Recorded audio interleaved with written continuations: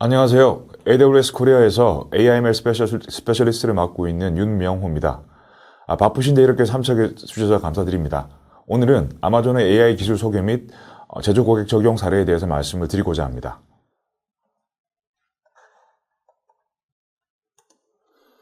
일단 오늘의 어젠다는요. 첫 번째는 이제 아마존의 AI ML 여정, 그리고 AWS의 AI ML 서비스에 대해서 소개드리고요. 두 번째는 그 AWS의 그 인더스트리얼 AI 서비스, 그리고 세 번째는 스마트 팩토리 내에서 AWS의 인더스트리얼 AI가 어떤 식으로 활용이 될 수 있는지를 말씀을 드리고요. 마지막으로 고객 사례 말씀을 드리고 마무리 짓도록 하겠습니다. 우선 아마존의 이제 머신러닝의 혁신을 보면요. 20년이 넘는 시간 동안 공급망 최적화라든지 설비 관리, 개인화 등 다양한 분야에 머신러닝을 적용해 왔습니다. 그림에서 보시는 바와 같이 아마존닷컴은 분당 약 4,000개 정도의 상품을 판매하고 있고요. 매일 160만 개의 상품을 처리하고 있습니다. 이 과정에서 개인화와 풀필머티 센터에서 수요 예측 등의 머신러닝을 활용해 왔습니다. 그리고 그 외에 AI 스피커를 통해서 새로운 형태의 제품 구매 방식을 만들어냈고요. 그리고 자율 운행 드론을 활용해서 고객들에게 조금 더 빠른 배송을 가능하게 했습니다. 이렇게 다양한 분야에서 저희가 이제 머신러닝을 활용하고 있고요. 이 네 가지 사례는 아주 이제 일부일 뿐이라는 걸 말씀을 드리고 싶습니다.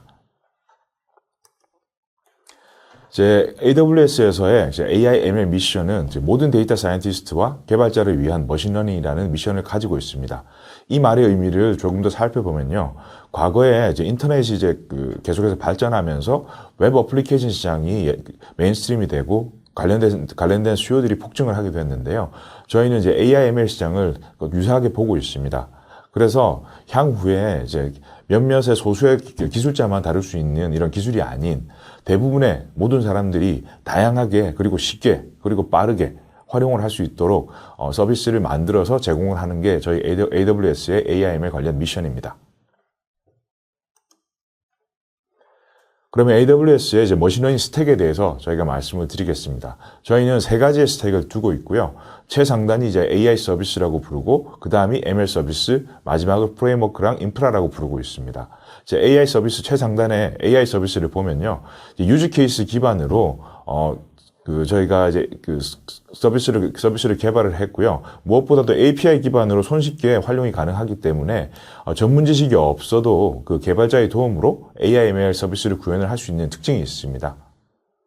그 다음은 이제 머신러닝 서비스고요. 이 부분은 이제 데이터 사이언티스트나 ML 엔지니어를 위한 이런 서비스라고 보시면 돼요. 그래서 데이터 사이언스를 하기 위한 엔드투엔드의 모든 툴들이랑 서비스를 제공을 드리고 있고요. 저희는 그래서 이걸 이제 통합 개발 환경이라고 부릅니다. 마지막은 이제 프레임워크랑 인프라인데요. 이 부분은 실제로 머신러닝을 저희 이제 세이지메이커 없이 활용하는 고객들을 위해서 저희가 제공을 드리고 있고요. 기존에 이제 워크플로우들을 온프레미스에서 클라우드로 가져올 때 이런 서비스를 활용하시면 보다 쉽게 마이그레이션을 할 수 있으실 겁니다.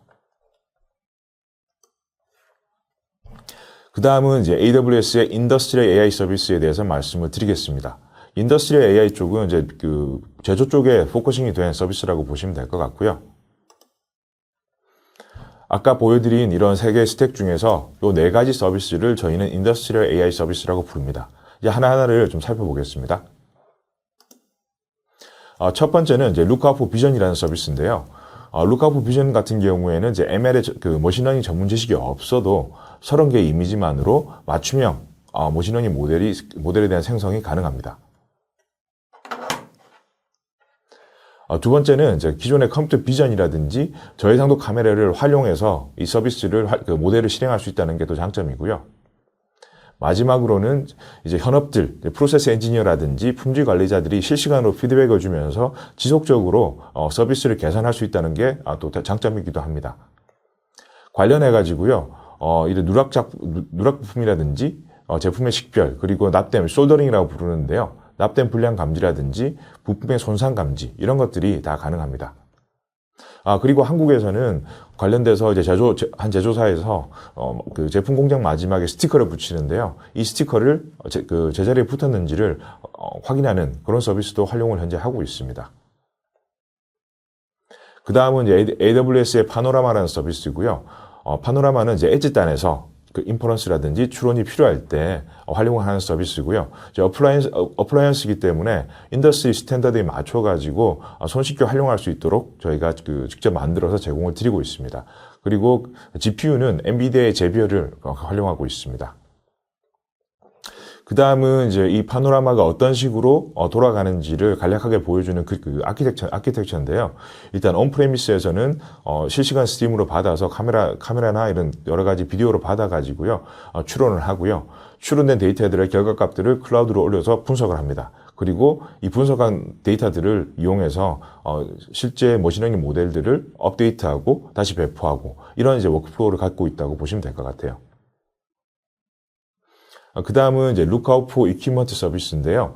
Lookout for Equipment 서비스는 머신러닝을 기반으로 장치나 설비들의 예지 정비에 활용이 됩니다. 특히 이제 PLC나 스카다를 통한 센서 데이터, 그리고 OSI 파이라든지 G히스토리안과 같은 시계열 태깅 데이터베이스, 그리고 이외에 장애 정비와 관련된 로고 데이터들을 S3로 저장한 후 이제 트레이닝을 합니다. 이제 완전 관리형 서비스이기 때문에 모델 배포 관리도 되게 용이합니다.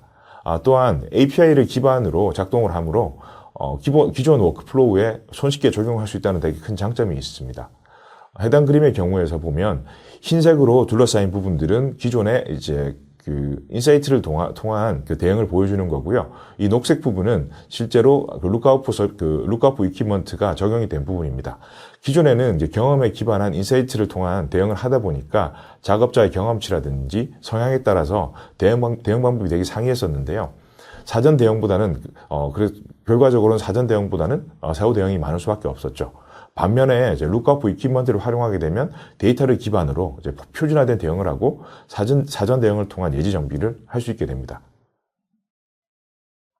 다음은 이제 아마존의 모니트론이라는 서비스고요. 기존의 설비가 데이터가 없거나 설비가 노후돼서 데이터를 획득할 수 없을 시에 이런 모니트론이라는 저희 서비스를 활용을 하게 되는데요. 무엇보다도 엔드투엔드로 이제 센서부터 앱까지 다 같이 제공을 드리는 장점이 있고요. 쉽게 설치할 수 있고 쉽게 사용할 수 있고 머신러닝의 역량 기술이 필요 없고요. 무엇보다도 피드백을 통해서 지속적으로 이런 성능을 개선할 수 있다는 장점이 있습니다. 실제 이제 아마존의 저희 이제 물류센터에서 활용되고 있는 예인데요. 저희 물류센터의 컨베이어 벨트가 대략 26km 정도 됩니다. 여기에 보시면 이런 식으로 모니터링 센서를 붙여가지고요. 실제 앱에서 이렇게 활용을 하고 있습니다. 다음은 이제 스마트 팩토리 내에서 아마존의 AI 서비스가 어떻게 활용이 되는지에 대해서 말씀을 드리도록 하겠습니다. 스마트 팩토리 도입 전환 시에 그 진입 장벽들이 있는데요. 첫 번째는 데이터의 접근에 대한 그 장벽이고요. 두 번째는 데이터 관리, 세 번째는 확장성, 네 번째는 실시간, 다섯 번째는 보안 쪽인데요. 하나씩 짚고 넘어가 보면 데이터의 접근 쪽은 아시다시피 현장에 많은 설비들이랑 다양한 장치들이 있습니다. 이 설비들이랑 장치들에서 또 다양한 프로토콜들이 있고요. 또 다양한 펌웨어들이 있다 보니까 이 나오는 데이터들에 대한 획득이 너무 힘듭니다. 그래서 이게 이제 첫 번째 진입 장벽이라 볼 수 있을 거고요. 데이터 관리의 경우에는 실제로 이런 데이터들이 로그성 데이터이기 때문에 정형화되어 있지 않고 비정형 데이터입니다. 그러다 보니까 데이터를 통합 관리하는 데 있어가지고 상당한 어려움들이 많고요. 세 번째는 이제 확장성의 문제인데요. 요즘은 이제 생산 공장들이 한 곳에 머물러 있는 것들이 아니라 다양한 지역들의 퍼져가지고 생산을 하고 있습니다. 그러다 보니까 예를 들어 한국에 있는 공장에서 데이터를 이제 모으다가 또 말레이시아라든지 또 다른 동남아 쪽에 데이터를 모으려고 하면 거기 각각의 장소마다 데이터 센터를 만들 수는 없거든요. 이런 측면에서 이제 확장성은 또 다른 진입 장벽으로 인지를 하고 있고요. 네 번째로는 이제 실시간입니다.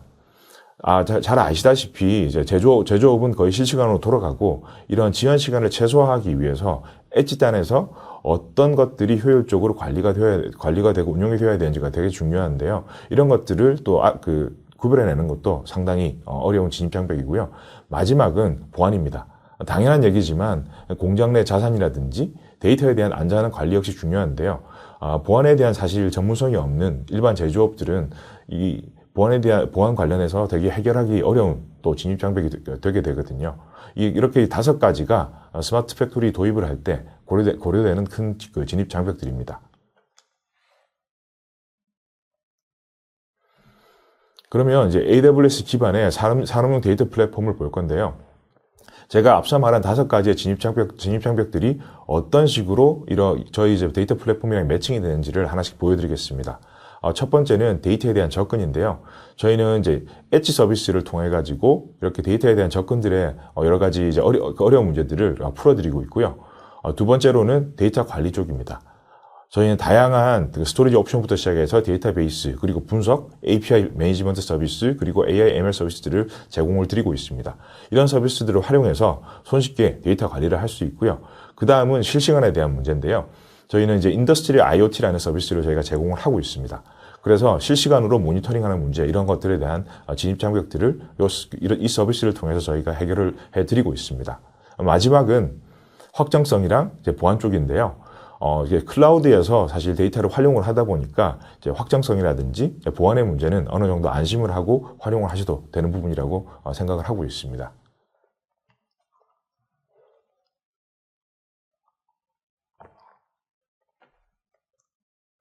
그 다음은 이제 제조업 현장의 그 상황이고요. 위에 그림 3가지가 AI, ML을 적용하기 전, 그리고 아래 그림 3가지가 AI, ML 적용한 후의 그림이라고 보시면 됩니다. 먼저 이제 품질 제어 쪽부터 보시면요.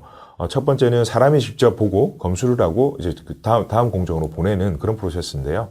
아래 그림을 보시면 컴퓨터 비전 기반으로 카메라가 자동 검수를 하고 다음 공정으로 보내는 그런 과정입니다. 여기서 이제 루크아웃 비전이나 아마존 파노라마 같은 서비스를 쓸 수 있을 거고요. 무엇보다도 개인의 경험치나 성향이 아닌 데이터를 기반으로 표준화된 이런 품질 제어가 가능하기 때문에 많이 유리하다고 생각을 하고 있습니다. 그 다음은 유지 보수 쪽, 그리고 실시간 현장 상태 모니터링으로 넘어가는 그런 과정을 보여드리는데요. 기존에 다양한 데이터들이 설비에서 나오는데 이런 데이터들을 실제로 저장하고 관리하거나 또 예지 정비에 활용을 잘 못하고 있습니다. 이런 데이터들을 사실 클라우드로 올리거나 아니면 엣지단에서 저희 엣지단 서비스를 활용해 가지고요. 데이터들 실시간으로 모니터링을 하게 되면 실시간 예지 정비가 가능하게 됩니다. 관련된 서비스들은 이제 아마존의 모니트론이라든지 아마존의 루크아웃 이퀴먼트를 활용하면 되실 것 같습니다. 그리고 세 번째는 이제 웨어하우스랑 공급망 쪽인데요. 기존에는 이런 이제 수요 예측이라든지 아니면 재고 관리들을 어떤 관리자의 경험에 기반해서 사실 관리를 하고 수요 예측을 했었는데 이렇게 하다 보니까 사람에 의존할 수밖에 없고 실제로 이제 시장에서 오는 여러 가지 변화들에 대해서 대응하기가 힘들었는데요. 이렇게 아래쪽에 보시면 이 데이터를 기반으로 컴퓨터 비전을 활용해서 이런 재고 관리를 하고 그리고 저희의 아마존 포캐스트 같은 머신러닝 기반의 수요 예측을 하게 되면 이런 것들을 자동화시켜 가지고 훨씬 더 효율적으로 공급망 관리를 할 수 있게 됩니다. 그 다음은 이제 아마존의 스마트 팩토리에 대한 간략한 아키텍처를 보여드리는 건데요. 위아래를 보시면 위는 이제 공장이 서울에 있는 공장이고 아래는 이제 동남아에 있는 공장입니다. 보시면 그 다음에 이제 AWS의 이제 그린그라스라는 서비스가 있는데요. 엣지단에서 데이터를 획득해가지고 실시간 모니터링 쪽이랑 분석 쪽으로 보내는 그런 유즈 케이스라고 보시면 될 것 같아요. 아래쪽은 생산 현장이 이제 한국 말고 해외에 있을 때 예를 든 거고요. 똑같은 이제 그린그라스를 통해서 현장에서 데이터를 획득해 오고요. 그 데이터들을 실시간 모니터링은 현지에서 하고 실제 데이터 통합 분석은 이제 서울 리전으로 데이터를 보내가지고 분석을 할 수 있는 그런 유즈 케이스라고 보시면 될 것 같아요. 관련돼서 이제 AI, ML 쪽에서는 아까 앞서 말씀드린 4가지 서비스, 루크아웃 이퀴먼트랑 루크아웃 비전, 그리고 파노라마, 그리고 모니트론 이런 것들을 활용할 수 있고요. 기존에 저희가 제공드리는 인더스트리 AI 서비스 외에 혹시 이제 커스터마이즈된 여러 가지 분석들이 필요하시면 세이지메이커를 활용하실 수가 있고요. 그래서 온프렘이랑 사실 클라우드랑 함께 활용을 하려고 하면 이제 아마존의 일래스틱 컨테이너 레지스트리라는 서비스가 있습니다. 이걸 통해 가지고 온프렘이랑 클라우드에서 이제 컨테이너 기반의 관리들을 다 하실 수가 있고요. 마지막은 이제 MLOps 관련된 부분인데요. 전체적으로 AIML을 자동화를 시키기 위해서 활용이 가능한 서비스들입니다. 그 다음은 이제 제조 고객 사례를 말씀을 드리도록 하겠습니다. 하나토탈의 사례고요. 배열회수 보일러 탈질 설비 최적화라는 유지 케이스입니다. 이 유지 케이스를 말씀드리기에 앞서가지고, 무엇보다도 이제 요즘에 ESG라고 해가지고, 환경이랑 사회, 그리고 거버넌스 관련돼가지고 관심들이 많은데요. 이 하나토탈의 사례는 그 ESG의 하나에 해당되는 사례라고 보시면 될 것 같습니다. 그리고 이제 배열회수 보일러 설비에 대해서 백그라운드를 좀 말씀을 드리면요. 일반적으로 이제 복합 발전 설비라든지 아니면 그 케미컬 플랜트, 석유화학 플랜트에서 자가 발전들을 많이 하는데요. 거기서 이런 이제 복합 발전을 많이 활용을 하고 있습니다. 어떻게 돌아가는지를 간략하게 말씀을 드리면요. 여기 이제 가스터빈 발전기가 있는데요. 가스터빈 발전기에서 이제 가스를 주입해서 폭발을 시켜서 발전을 하고요. 그 부산물로 열이 나오게 됩니다. 그 열이 나오면 그 열을 활용을 해가지고 스팀 발전기로 보내게 됩니다. 스팀 발전기에서 또 두 번째 발전을 하고 이렇게 효율적으로 에너지를 이용할 수 있기 때문에 실제로 많이 활용이 되고 있고요. 무엇보다도 HRSG, 즉 배열 회수 보일러의 역할은 두 가지입니다. 첫 번째는 말씀드린 대로 그 열을 회수해서 증기를 만드는, 스팀을 만드는 과정이 첫 번째고요. 두 번째는 연소 과정에서 질소 산화물들이 많이 나오게 되는데요. 이것들을 이제 아모니아를 주입해가지고 탈질, 즉, 질소 산화물을 줄이는 그런 역할을 하는 그 두 가지의 역할을 하고 있는데요. 이런 식으로, 아모니아 연소된 가스들이 나오게 되면 이 가스들을 이제 아모니아를 주입해가지고 실제로 물이랑 질소로 촉매작용을 통해서 분해하는 그런 이제 과정을 거치게 되어 있습니다. 그래서 하나토탈의 사례 같은 경우에는 이제 대기환경법 보전 강화에 따라서 여러 가지 이제 법률들이 많이 바뀌었는데요. 무엇보다도 질소 산화물에 대한 배출 기준이 기존에 이제 80ppm에서 40ppm으로 감소를 하게 되었습니다. 그리고 암모니아 배출 기준도 줄게 되었고요. 그러다 보니까 실제로 질소 산화물을 줄이려고 하면 암모니아를 많이 넣으면 사실 질소 산화물이 줄어들거든요. 하지만 암모니아 배출 기준 때문에 막연하게 그렇게 할 수가 없었기 때문에 이 두 가지의 문제를 머신러닝을 통해서 최적화를 하게 되었습니다. 그래서 보시면 이제 머신러닝 모델 개발을 위해 가지고요. S3, 글루, 그리고 아테나를 조합해서 데이터 수집 및 전처리를 실행했고요. 세이지매키를 통해서 머신러닝 모델을 개발 배포했습니다. 그리고 주요 프로세스를 한번 살펴보시면요. 분 단위로 생성되는 수만 건의 계측기 값을 매일 새벽에 배치로 업로드를 합니다. 그리고 텍스트 파일이기 때문에 글루라는 서비스를 통해 가지고 스키마를 정의를 하고요. 아테나라는 이제 쿼리 엔진을 통해서 테이블을 구성하고 실제로 쿼리를 해서 분석을 하는 그런 이제 워크플로우를 가졌고요. 그 전처리된 데이터를 기반으로 세이지메이커 내에 XGB 부스트라는 빌트인 알고리즘이 있는데요. 그 알고리즘을 활용해서 모델링을 했습니다. 그래서 결과적으로 저희가 얻을 수 있었던 것들은 이제 공정 데이터에 적합한 데이터 레이크를 구축할 수 있었다는 게 첫 번째고요. 두 번째로는 이렇게 데이터가 현장에서 바로 온 데이터들을 비정형 데이터들을 바로 이제 분석을 할 수 있었다는 거. 그게 두 번째고요. 마지막으로는 모델을 신속하게 개발하고 또 배포까지 할 수 있었다는 게 세 가지 가장 큰 베너핏이라고 보시면 될 것 같습니다. 그 다음은 이제 국내 자동차 부품 제조사의 사례입니다. 이제 품질 검사 프로세스 자동화 쪽이고요. 여기 자동차에 보시면 범퍼 빔이라는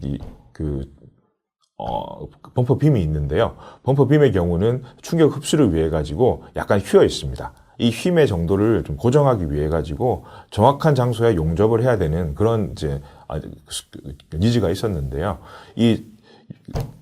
범퍼빔 같은 경우에는 운전자의 생명이랑도 직결이 되어 있기 때문에 용접 자리를 찾아내는 건 되게 좀 크리티컬한 미션이라고 보시면 될 것 같아요. 이런 이제 용접이 잘 되어 있는지를 확인하는 프로세스를 기존에는 사람이 하고 있다가 사실 이거를 이제 자동화시켜서 머신러닝 기반으로 바꾼 유지 케이스라고 보시면 될 것 같습니다. 사용하게 된 계기를 보면요. 일단 2020년 정도에 이 제조사 같은 경우에는 부품의 종류를 구별하는 모델을 개발해가지고 실제 활용을 했었거든요. 근데 이 결과에 고객이 만족했고요. 이 이제 기존에 그냥 종류 구분이 아닌 불량 감지에도 적용을 해보자라고 하고 이것들을 실제로 고객이 제안을 해가지고 이 POC가 시작이 되게 되었습니다. 이 POC에서도 이제 아마존 세이지메이커 내에서 빌트인 알고리즘을 활용했다는 게 또 다른 저희 이제 장점이 될 것 같고요. 무엇보다도 학습 데이터를 한번 살펴보시면요. 이미지 해상도는 720바이 1280 픽셀이었고요. 그리고 학습 데이터는 양품이랑 불량품을 각각 132개씩, 그리고 테스트 데이터 같은 경우에는 양품이랑 불량품을 22개씩 이렇게 해서 테스트를 해서 오른쪽에 결과값을 얻었습니다. 보시면 이렇게 정밀도랑 리콜이랑 F1 점수가 있는데요. 먼저 이 지표들에 대해서 설명을 드리고 이 숫자들이 의미하는 바를 말씀을 드리겠습니다. 한번 날씨가 맑다는 걸 예측하는 모델을 한번 가정을 해보죠. 날씨가 20일 중에 이제 열흘이 맑다고 모델이 예측을 했다고 가정을 하고요. 10일이 실제로 다 맑았다고 생각을 하면 정밀도는 100%입니다. 근데 리콜 같은 경우에는 좀 다르게 집계가 되는데요. 이 20일 중에서 실제로 맑았던 날이 며칠인지 카운트를 하게 됩니다. 예를 들어서 20일 중에서 실제로 맑은 날은 15일이었다. 그 중에서 이제 모델이 예측한 날은 10일이었다. 그렇게 되면 리콜은 15분의 10이 됩니다. 그래서 약 67% 정도가 되겠죠. 그 F1 점수 같은 경우에는 이 정밀도랑 리콜의 평균이라고 보시면 돼요.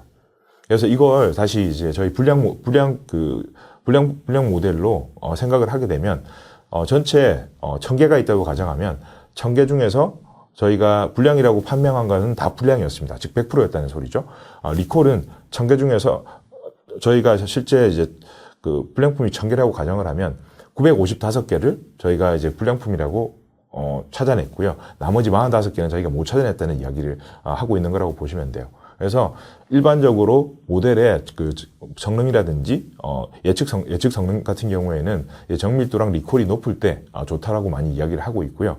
F1 점수도 역시나 높을수록 좋은 걸로 저희 말씀을 드리고 있습니다. 대략 이 정도가 오늘 제가 준비한 내용들이고요. 긴 시간 들어주셔서 감사드리고요. 무엇보다도 LG CNS의 다양한 구축 경험이 있고 제조업 내에서 도메인 날리지라든지 AWS의 클라우드 서비스 그리고 다양한 유즈 케이스를 통해서 향후에 LG CNS랑 AWS가 제조업에서 의미 있는 비즈니스 케이스를 만들어 볼 수 있기를 또 기대합니다. 오늘 긴 시간 들어주셔서 감사합니다.